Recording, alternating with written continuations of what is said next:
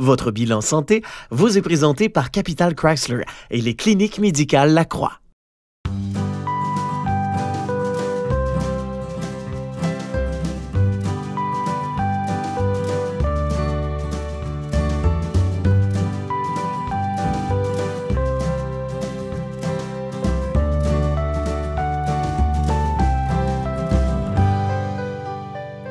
Bienvenue à votre bilan santé. Je vous présente mon co-animateur, Dr Marc Lacroix. Bonjour Marc. Bonjour Dominique.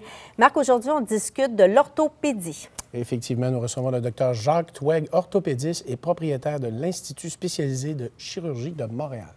Alors, juste avant d'aller à la pause, voici notre question vrai ou faux pour cette semaine. La question vrai ou faux est présentée par Logibourg, des immeubles résidentiels modernes, chaleureux et sécuritaires. La chirurgie du genou est la plus fréquente au privé.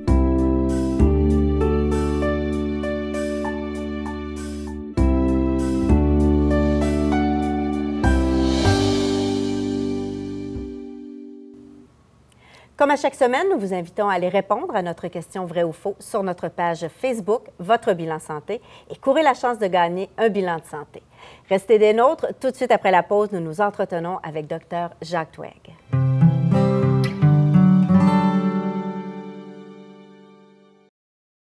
Vous soupçonnez la présence de moisissures, vous avez des problèmes d'asthme, les yeux qui picotent, des rhumes fréquents? Pensez Réseau de Vinci pour investiguer sur la qualité de l'air de votre résidence. Réseau de Vinci, des conseils justes et précis pour protéger la santé de votre famille. Le sujet du jour est une présentation de Family Prix. Marc et moi sommes très fiers d'accueillir Dr Jacques Twegg, chirurgien orthopédiste et directeur médical de l'Institut de chirurgie spécialisée de Montréal. Bonjour Dr Twegg. Bien, bonjour. Dr Twegg, expliquez-nous un petit peu votre parcours académique et qu'est-ce qui vous a amené à fonder l'Institut ici? Bon, en fait, moi, je suis un ex-physiothérapeute. J'ai fait ma physiothérapie à l'Université McGill, puis par la suite, j'ai continué mes études en médecine à l'Université de Montréal. Je me suis spécialisé en chirurgie orthopédique, puis par la suite, je me suis surspécialisé en médecine sportive et en chirurgie par caméra, donc par arthroscopie, à UBC, donc à l'Université de Colombie-Britannique. Et puis, par la suite, je suis revenu au Québec commencer ma pratique. Vous faites de quel type de chirurgie exactement? Bon, en fait, moi, j'ai eu la chance d'être dans les premières années où vraiment l'arthroscopie, donc les chirurgies par caméra, se sont vraiment déployées. On faisait de plus en plus de types d'interventions par ces mini-incisions-là. Essentiellement, moi, je me suis surspécialisé en chirurgie de l'épaule et du genou par caméra. Quels sont les avantages de ce type de chirurgie-là par laparoscopie versus les anciennes méthodes? Oui, en fait, il y a énormément d'avantages. Le premier, c'est une question de qualité de la chirurgie. L'avantage, c'est qu'avec les caméras, qui sont toutes petites, avec les micros-instruments qu'on utilise, on est capable d'aller à des endroits qu'on ne peut pas même voir parfois avec notre œil dans un tout petit trou. Alors, quand les chirurgies se faisaient de façon ouverte, parfois, on pouvait manquer certaines pathologies. L'autre chose, c'est qu'au niveau de la récupération puis de la réhabilitation, c'est beaucoup plus facile parce qu'on va directement à l'endroit où on va faire la réparation et on n'a pas besoin de toucher aux autres tissus environnants. Donc, pas besoin de détacher certains muscles, certains tendons pour devoir se rendre au site où on veut opérer. Donc, ça a fait en sorte que maintenant, on fait ça en chirurgie de jour. C'est pas très souffrant, donc très bien contrôlé avec la médication qu'on donne en post-opératoire, donc les patients peuvent bouger rapidement, puis on récupère beaucoup plus vite. En ce qui a trait à l'épaule, donnez-nous un exemple un peu de type de problématique, de pathologie que vous soignez. Oui, en fait, ce qu'on voit le plus fréquemment, c'est soit les déchirures de tendons, donc les déchirures de la coiffe des rotateurs. On voit aussi beaucoup de tendinite chronique, de bursite chronique, de tendinite calcifiée. On voit beaucoup de ces pathologies-là. Chez les plus jeunes, donc chez les athlètes ou même les gens qui font du sport mais qui sont un peu plus jeunes, on va voir plus des phénomènes de luxation d'épaule récidivante où là, il faut aller réparer certains tissus à l'intérieur de l'épaule pour restabiliser l'épaule. Donc, c'est surtout ce type de pathologie-là qu'on voit selon, évidemment, le groupe d'âge qu'on soigne. OK. Puis l'autre type de chirurgie articulaire que vous faites surtout? Bien, c'est la chirurgie du genou. Alors, il y a évidemment beaucoup de pathologies au niveau du genou. Les plus fréquentes sont au niveau méniscal, donc les déchirures de ménisque, qui sont les petits coussinets qui absorbent le choc entre les os. Souvent, ça arrive dans la trentaine, dans la quarantaine, ce genre de blessures-là. Et il y a aussi les blessures ligamentaires au niveau du genou. Disons, le plus connu ou celui qu'on entend le plus souvent parler, c'est la déchirure du croisé antérieur, qui est un ligament important, surtout pour les changements de direction. Alors, ceux qui font beaucoup de sport où il y a des changements de direction, bien, ils peuvent souffrir d'une certaine instabilité et dans ce temps-là, il faut reconstruire le ligament. Donc, ça fait partie des interventions qui sont les plus fréquentes dans le genou. Il y en a d'autres, là, mais donc, c'est les deux les plus fréquentes. Vous avez aussi, je pense, une bonne clientèle de sportifs, d'élite, des clubs professionnels. Oui, bien en fait, moi, j'ai eu la chance, quand j'étais physio, de tomber dans la marmite du sport. Et bien, depuis ce temps-là, je me suis toujours impliqué dans la couverture sportive. Ça a commencé dans mes années beaucoup plus jeunes comme physiothérapeute avec le hockey junior, avec le Titan de Laval, pour ceux qui se souviennent. Puis par la suite, bien évidemment, ça s'est enchaîné. Aujourd'hui, ça fait maintenant presque 18 ans que je suis à Tennis Canada. Je suis médecin en chef de la Coupe Rogers. On s'occupe de la Coupe Davis, de la Fed Cup, du Centre national de développement pour Tennis Canada. Mais je m'occupe aussi de boxe, de hockey junior avec l'Armada. D'ailleurs, le hockey junior, ça fait très longtemps que je suis lié à eux et de collaboration. Puis on voit aussi beaucoup d'athlètes des équipes nationales ou d'autres athlètes professionnels, que ce soit au hockey, au football, qu'on va voir ou que je vais voir et parfois devoir opérer. Comment on procède si on veut, par exemple, vous rencontrer pour une évaluation, éventuellement peut-être une chirurgie? Ça fonctionne comment? Bien, en fait, c'est très simple parce que, comparativement au système public, on n'a pas besoin de billet de référence. C'est-à-dire que les gens peuvent appeler directement et prendre rendez-vous. Oui. Donc, on n'a pas besoin d'aller voir son médecin de famille pour avoir un billet, pour voir pour Donc, on vous appelle? On fait juste appeler, on prend le téléphone et puis on appelle, on prend rendez-vous tout simplement. Les patients, on va les évaluer. S'il y a des examens à passer, on va leur faire passer les examens qu'il faut. Puis si au final, on doit les opérer, bien, on va aller de l'avant avec ça. Donc, vous avez toute la radiologie sur place, vous avez le plateau technique. Oui, on est chanceux, on est très bien organisé comme clinique. Donc, que ce soit l'accès à la radiologie, à certains types d'infiltration ou d'injection, aller évidemment jusqu'à la chirurgie. Puis on peut compter quel délai en moyenne lorsqu'on veut un rendez-vous avec vous, là? C'est assez rapide. Habituellement, là, en dedans d'une semaine à 10 jours, on essaie de voir tout notre monde. Et une fois qu'on a vu évaluer les patients, si déjà on sait qu'on se dirige vers une chirurgie et qu'on doit intervenir, habituellement, en dedans de 2 semaines, tout le monde est opéré. Donc, si les gens veulent aller vite, c'est possible. C'est même déjà arrivé qu'on a opéré des gens dans la même semaine, même en dedans de 24 heures dans certains cas quand c'était plus urgent. Puis souvent, les gens trouvent que c'est trop vite. Souvent, les gens ne sont pas prêts. Sont pas prêts. Pour leur horaire, c'est un peu vite. Il faut qu'ils organisent le travail et tout ça.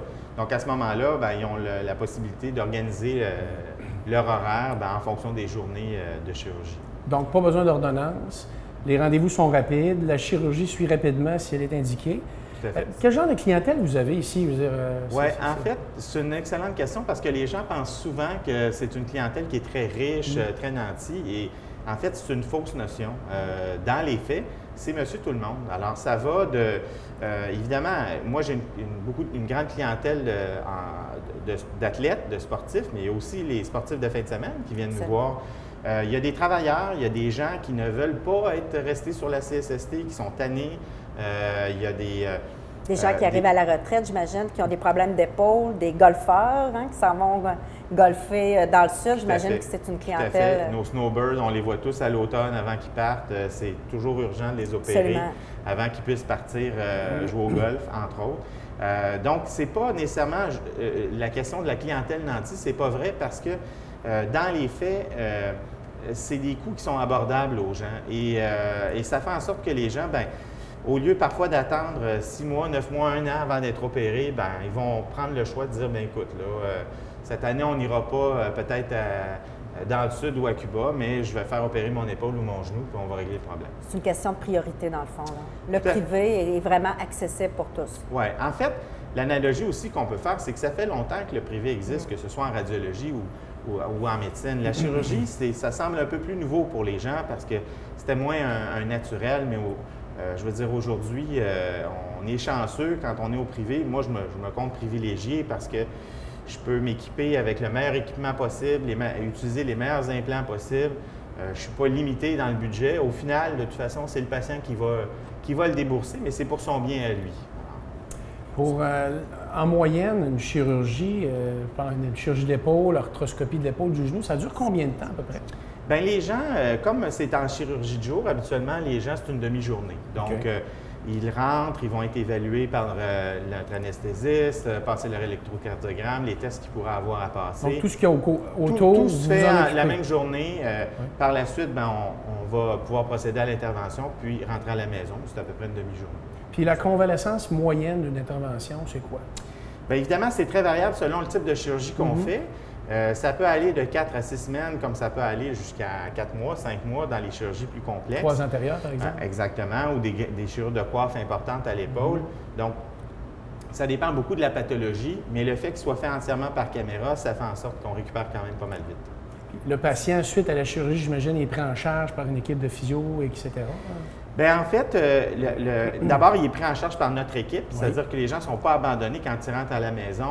Il y a une ligne 24 heures sur 24 qui peuvent appeler en cas d'urgence. Les infirmières rappellent les patients 1 à 2 fois en post-opératoire dans les premiers jours pour s'assurer, surtout le lendemain, pour s'assurer que tout va bien. Ils sont revus environ une semaine plus tard et puis après ça, il y a le suivi normal qu'on va faire. Donc, les patients sont très, très bien encadrés. Merci beaucoup, Dr. Twegg. Merci beaucoup, Dr. Twegg. Ça m'a fait plaisir. Merci.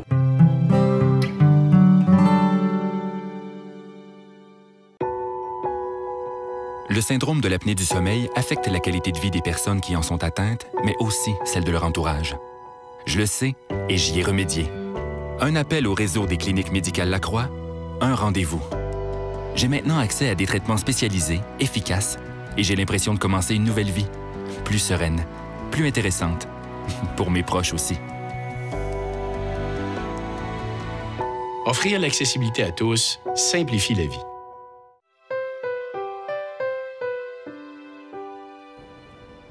Cette semaine, je suis en compagnie de Vincent Comtois, préparateur physique, naturopathe et vice-président chez ATP. Bonjour Vincent. Bonjour. Vincent, cette semaine, on aborde un sujet qui va toucher beaucoup les femmes, soit l'ABC de la perte de poids chez la femme. Alors, j'aimerais ça que tu nous en parles. Comment ça se passe, les étapes, etc. La majeure différence entre un homme et une femme, souvent, c'est les hormones. Nécessairement, le milieu hormonal d'une femme est différent de celui d'un homme. Donc, la disponibilité est un peu différente. Les femmes ont tendance à accumuler plus de gras dans le bas du corps, tandis que les hommes ont tendance à accumuler plus de gras au niveau de l'abdomen. Donc, au niveau de la prise de gras, il y a une différence causée par les hormones. Au niveau de la perte de poids, c'est un peu différent aussi. Est-ce qu'il y a, est-ce que c'est selon l'âge aussi? Est-ce que la femme a tendance à avoir plus de gras un petit peu à un certain âge ou c'est généralement la même chose? C'est dépendamment des habitudes de vie, bien sûr. Okay. Si on a des mauvaises habitudes de vie, mais ça s'accumule. Donc, ça peut être héréditaire aussi? Oui, il y a une forme d'hérédité. C'est certain, il y a les morphotypes. Là, on a déjà parlé de ça, ectomorphe, mésomorphe, endomorphe. Les gens ont une morphologie déjà qui leur est propre. Là. Il y a une hérédité là-dessus. Mais les habitudes de vie, c'est le facteur prédominant là, au niveau du gain et de la perte de poids. Pour une femme, ce qui peut être frustrant un peu, c'est que le métabolisme basal est un petit peu moins élevé qu'un homme à cause du milieu hormonal. Les hommes, on a la fameuse testostérone là, qui nous aide à avoir une musculature plus grande et nécessairement un métabolisme plus élevé. Chez la femme, c'est un peu différent. Donc, le niveau d'effort à fournir pour une femme est un peu plus grand qu'un homme. Donc, si vous avez ces discussions-là à la maison, là, vous avez raison un peu. C'est vrai que c'est un peu plus difficile. Mais en soi, c'est toujours de changer l'alimentation, d'avoir une bonne alimentation, de faire de l'exercice et d'avoir une fréquence. Moi, ce que je reproche souvent aux gens, c'est qu'on donne un coup puis on ralentit. On a de la misère à tenir le tempo sur une longue période de temps. Si on a pris du poids sur une période de 10 ans, mais on ne perdra pas en 10 jours. Et quand vous parlez, Vincent, d'une bonne alimentation, est-ce qu'une bonne alimentation pour un type de femme peut être la même pour une autre femme ou tout dépendant de la morphologie de la femme, ça peut être une alimentation différente? Bien, la grosse différence entre une femme et une autre, ça va être la différence de poids qui va influencer les macronutriments qu'on va choisir. Sincèrement, si on a une plus grande perte de poids à avoir, les glucides sont plus à surveiller parce que souvent, il va y avoir un mécanisme qu'on appelle la résistance à l'insuline, un prédiabète qui peut être en arrière de ça ou une prédisposition à l'avoir. Donc, les glucides, pour quelqu'un qui est plus gras, c'est moins leur ami, si on veut. Donc, plus la perte de poids doit être grande, plus les glucides doivent être contrôlés. Ça, c'est un phénomène qu'il faut regarder comme il faut. Ça, c'est homme et femme. L'autre chose qu'il faut regarder spécifiquement chez la femme, c'est que le transit intestinal, les intestins sont un petit peu plus difficiles à faire travailler chez une femme que chez un homme. Donc, si on coupe les glucides, il ne faut pas nécessairement couper les fibres, il faut monter Augmenter les légumes, les fruits dans l'alimentation pour s'assurer qu'il y a suffisamment de fibres pour que le transit fonctionne bien. Pour s'assurer que la personne se détoxifie nécessairement, qu'il y a une perte de poids qui demeure santé là, aussi. On a fait un lien dans la première chronique sur l'importance d'avoir un bilan de santé. Donc, vous nous le confirmez encore une fois, pour avoir une bonne recette alimentaire, un programme alimentaire, c'est primordial. Il faut savoir exactement le contenu du corps de chaque personne. Bien, nécessairement, le bilan santé, c'est primordial parce qu'il faut savoir si on est en présence d'une pathologie ou pas, ou quelque chose qui se prépare. Nécessairement, est-ce que les attitudes de vie, alimentation et entraînement peuvent augmenter les risques ou les diminuer? Habituellement, c'est toujours diminué. On s'entend que si on change pour mieux, habituellement, on fait mieux. Absolument. Mais reste que c'est toujours prudent de faire une bonne évaluation et d'avoir le suivi médical qui est conjoint au suivi de l'entraîneur. Vincent, vous parlez des glucides, des fibres. Comment on peut démystifier qu'est-ce qu'on a besoin et comment les reconnaître à travers les légumes, les fruits? Je sais que ça peut paraître une question là, très banale, mais je sais qu'il y a beaucoup de gens, autant les hommes que les femmes, qui sont un petit peu mêlés avec tout ça. Ouais, définitivement, mais c'est un peu mêlant parce qu'on a des guides reconnus. La nutrition comme telle nous dit que c'est important de manger telle quantité de glucides, telle quantité de protéines, telle quantité de lipides. Et on a des guides qui sont universels, si on veut. Mais après ça, nous, comme thérapeutes, on essaie d'approcher le client de façon spécifique, selon ses besoins à lui. Et là, ça va changer. Nécessairement, quelqu'un qui a tendance à prendre du poids facilement, bien, les macronutriments énergisants, si on veut, les glucides et les lipides, sont plus à surveiller nécessairement parce qu'on apporte plus de calories. Donc, il faut surveiller tout ça, avoir un bon équilibre, nécessairement, sans être trop drastique. Je pense que les gens ont souvent tendance à aller vers les opposés. On mange trop, on mange plus. On coupe tous les glucides ou on en mange à outrance. Il faut nécessairement trouver le juste milieu. Puis toujours, la même note qui revient, c'est de prendre le temps de faire bien les choses parce que les gens se précipitent sur des affaires des fois qui n'ont aucun bon sens. Exactement. D'où l'importance de rencontrer un spécialiste comme vous avant de se garrocher un petit peu. Il faut s'encadrer, nécessairement. Il faut, premièrement, arrêter d'écouter tout le monde parce que chacun a son grain de sel à vous donner, son opinion, puis son histoire à vous conter. Mais votre histoire vous est propre, donc la personne doit avoir son propre suivi puis d'avoir un professionnel à côté d'elle. Bien, merci beaucoup, Vincent. Toujours intéressant. Je vous invite à suivre nos capsules ATP sur votrebilansanté.tv ainsi que nous suivre sur notre chaîne YouTube. Je vous souhaite une excellente semaine. C'est un rendez-vous la semaine prochaine.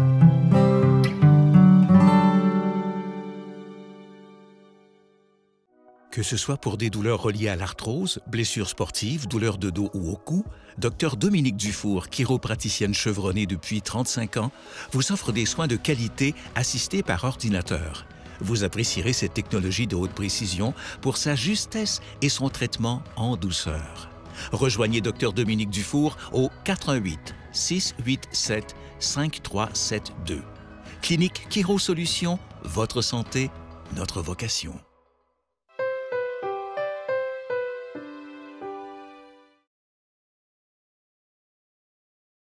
Je suis en compagnie d'Isabelle Lessard, pharmacienne chez Family Prix. Bonjour Isabelle. Bonjour Dominique. Aujourd'hui, Isabelle, on discute de l'hypertension. Oui. Alors, d'abord, j'aimerais qu'on démystifie qu'est-ce que l'hypertension. Effectivement. Bien, d'abord, il faut savoir à quoi ça fait référence l'hypertension. L'hypertension, en fait, ça fait référence à la pression sanguine ou la pression artérielle. Et la pression sanguine, ça se définit par la pression qui est exercée par le sang sur la paroi ou le pourtour de nos vaisseaux sanguins. Alors, on va dire qu'on fait de l'hypertension lorsque cette pression, elle est trop élevée. On doit mesurer la pression pour le savoir à l'aide d'un appareil qui s'appelle un tensiomètre. Puis, on va obtenir une valeur en unités de millimètre de mercure. Cette valeur-là, pour la plupart des gens, la valeur normale va être d'environ autour de 120 sur 80 mm de mercure. Puis, on va parler de pression un peu trop élevée quand c'est au-dessus de 140 sur 90 mm de mercure. C'est certain qu'il y a des clientèles particulières, comme les gens diabétiques, on va être un petit peu plus sévère, on va vouloir viser une pression un peu plus basse, tandis qu'il va y avoir des clientèles, comme par exemple notre clientèle plus âgée, où est-ce qu'on va être plus tolérant au niveau de la pression artérielle pour éviter les baisses de pression aussi. Et quels sont les symptômes qui nous indiquent qu'on pourrait faire de l'hypertension? Bien, ça, en fait, c'est que la plupart du temps, on ne le sait pas qu'on fait de l'hypertension parce qu'on n'a pas de symptômes. Alors, on va se sentir très bien, normal, mais c'est possible que notre pression soit trop élevée. Alors, par contre, si la pression, elle est élevée et soutenue sur une bonne période de temps, puis que c'est vraiment une pression très élevée, on pourrait à certains moments ressentir des maux de tête, rougeur au niveau du visage ou chaleur, des palpitations au niveau du cœur. Mais comme je disais, le plus souvent, on ne sentira pas de symptômes. Et tantôt, vous parliez des chiffres qui sont sur le tensiomètre. Dans le petit guide que Family Prix a élaboré, on retrouve la définition, c'est-à-dire quel chiffre représente quelle donnée, et c'est très facile de pouvoir prendre notre tension artérielle. Effectivement, on a un beau tableau là, qui va pouvoir vous orienter à l'intérieur du guide. Vous allez avoir les définitions également, donc ça va être facile de démystifier tout ça en lisant le guide. Et est-ce qu'il y a un âge où on devrait être un petit peu plus prudent, ou en tout cas du moins vérifier notre tension artérielle? Effectivement, bon, pour les hommes, on va dire que le facteur de risque de souffrir d'hypertension va commencer à augmenter à partir de l'âge de 40 ans. Ça ne veut pas dire qu'à partir de 40 ans, tous les hommes font de l'hypertension. Par contre, ça peut être une bonne pratique au bureau du médecin ou si lors d'une visite à la pharmacie, de prendre notre pression une fois de temps en temps pour effectuer du dépistage, tout simplement. Et est-ce que c'est plus fréquent chez l'homme ou chez la femme? Bien, en fait, chez la femme, les risques d'hypertension vont arriver un petit peu plus tard, soit après la ménopause. Donc, généralement, après la ménopause, c'est à ce moment-là qu'on va recommander aux femmes d'effectuer un dépistage un petit peu plus fréquent. En ce qui a trait à est-ce que c'est l'homme ou la femme qui souffre le plus souvent d'hypertension, dans les données que j'ai eu l'occasion de voir, jusqu'à l'âge de 60 ans, ça serait quand même assez similaire, la proportion homme-femme. Par contre, à partir de 60 ans, il y aurait une proportion un petit peu plus élevée de femmes qui souffriraient d'hypertension. Et comment peut-on prévenir l'hypertension? Bon, l'hypertension, évidemment, comme toutes les maladies cardiaques, ça peut se prévenir avec les habitudes de vie dans un premier temps. C'est certain qu'il y a des facteurs qui sont non modifiables, comme l'âge ou bien l'hérédité, mais au niveau des facteurs modifiables, il va avoir, on peut faire attention à notre alimentation, particulièrement la teneur en sel de nos plats, parce que le sel va avoir quand même une grande influence sur l'augmentation de la pression artérielle. Alors, ce qu'on peut faire comme habitude, peut-être prendre l'habitude de ne pas laisser la salière poivrière sur la table lors des repas. Aussi, on peut essayer de lire un petit peu plus souvent nos étiquettes sur les produits à l'épicerie, puis tenter de viser des produits qui vont contenir moins de 5 % de sodium, sodium étant le synonyme de sel. Absolument. Oui. Alors, si vous me permettez, avant de terminer notre chronique, je vous demanderai de prendre ma pression. Oui, bien sûr. Maintenant, Dominique, si tu es d'accord, on va prendre une mesure de ta pression artérielle. Bien sûr. Mais tout d'abord, il y a des petites choses à savoir pour s'assurer d'obtenir une valeur exacte. Dans un premier temps, il faut choisir la bonne position pour prendre la pression. Donc, on s'assoit, comme tu le démontres si bien, le dos bien appuyé, bien droit sur le dossier de la chaise et les jambes décroisées. Ensuite de ça, il faut prendre une pression au repos. Donc, il faut s'assurer d'avoir été au moins 5 à 10 minutes au repos avant de prendre notre valeur de pression. Il faut aussi ne pas avoir fait d'exercice physique ou avoir bu du café, donc des activités qui sont stimulantes, au moins 30 minutes avant la prise. Et idéalement, est-ce que c'est vrai qu'on doit avoir la vessie vide? Exactement, tout à fait. Si on a la vessie pleine, en fait, ça peut augmenter la pression faussement sur la machine. Donc, tout à fait. Ensuite de ça, une chose qui va être importante, c'est d'avoir le bon appareil, mais ça, votre pharmacien chez Family Prix va pouvoir vous orienter pour s'assurer qu'on a un appareil qui est approuvé par Hypertension Canada et choisir avec vous la bonne grandeur de brassard. Parce qu'encore là, ça peut être un facteur d'erreur si on a un brassard trop petit ou trop grand. D'accord. Alors, t'es prête? Je suis prête. Merci. Pour positionner le brassard, ça va toujours être environ 3 cm au-dessus du pli du coude. Et on va s'assurer que la tubulure ici, elle est bien au centre, légèrement vers l'extérieur du bras pour être bien sur notre artère brachiale. Parfait. Ça. Alors, on y va.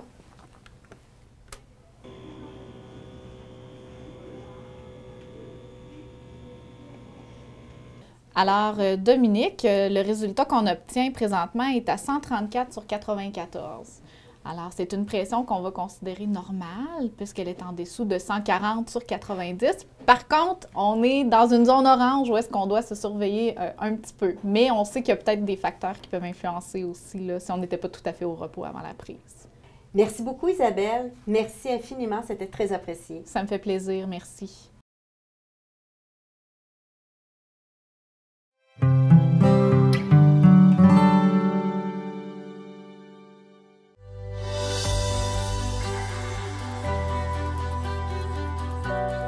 Quand chez soi rime avec confort, sécurité et tranquillité d'esprit.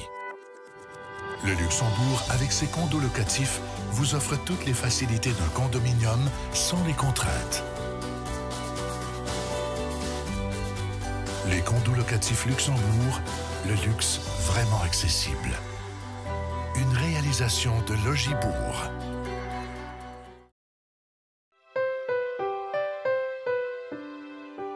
Le Vox Pop est une présentation d'ATP, une source naturelle d'énergie, de santé et de performance. Est-ce que l'activité physique est importante pour vous? Oui, vraiment. C'est surtout aussi pour nous, mais l'intégrer aussi au niveau familial, l'intégrer à nos enfants pour que ça devienne inné, pour qu'ils puissent profiter de l'extérieur et être en bonne santé plus tard. Extrêmement, parce que tout le monde a besoin de bouger, parce que si on arrête de bouger, c'est là qu'on ankylose et c'est pas bien. Oui, puis dans le fond, c'est pour avoir une bonne santé en général, puis ça dépense de l'énergie, on se sent mieux après. C'est déjà tout pour aujourd'hui. Merci beaucoup d'avoir été là. Juste avant de vous quitter, voici notre réponse à notre question vrai ou faux. La question vrai ou faux est présentée par Logibourg, des immeubles résidentiels modernes, chaleureux et sécuritaires. La chirurgie du genou est la plus fréquente au privé.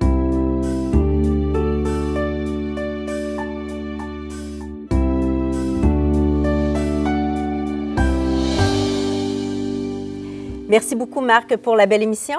Merci à toi, Dominique. Sur ce, je vous souhaite une excellente semaine. C'est un rendez-vous la semaine prochaine. Soyez-y samedi, 18h30.